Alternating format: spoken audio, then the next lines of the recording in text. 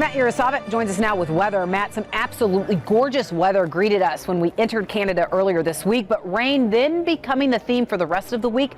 That rain, though, a welcome sight for some areas of southern and western U.S.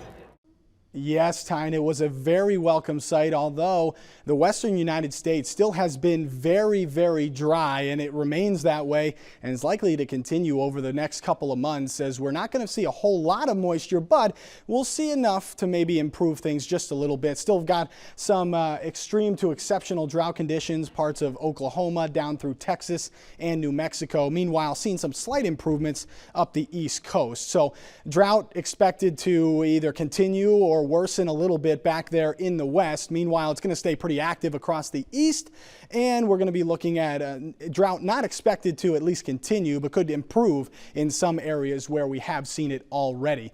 Kind of goes right along with this pattern right here, staying active in the east as we head through Monday, keeping it very warm in the south. But as you notice, as we get into Tuesday, see this big dip in the jet stream back to the west. That right there is going to signify a change, perhaps some very much needed moisture back in the western United States, and comes right through the middle of the country, and it's followed again by another dip in the jet stream. So it's a very active pattern as we head through next week, and it looks likely to continue that way at least through next weekend, which is good news. So we start off on Monday with sunshine in the east, and we've got some rain moving in the west. Meanwhile, just a little bit of light snow exiting with colder temperatures there across the Great Lakes and into the northeast.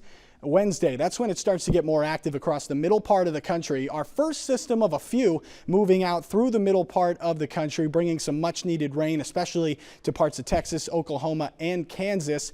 And back in the west, more rain starting to move in. It's going to cool down for a couple days, but then become more active by the weekend. And then if we look towards Friday, we've got a lot of moisture here moving through the Great Lakes. It's kind of a 1-2 punch here, and then more rain and some thunderstorms coming up the East Coast. Meanwhile, staying warm in the south. We've got high pressure, sunshine in control, and another brief system dropping down into the northern Rockies with some higher elevation snow showers and some valley rain showers as well. We'll see more as we head towards the weekend. So temperatures this week looking below normal again because of that colder air up in the upper Midwest through the middle plains and over towards the East Coast. Above normal though out ahead of that system and back in the west as well. So staying warm and staying dry, at least along the Pacific, but a large area across the country dealing with above normal precipitation, especially from the middle plains all the way through the East Coast.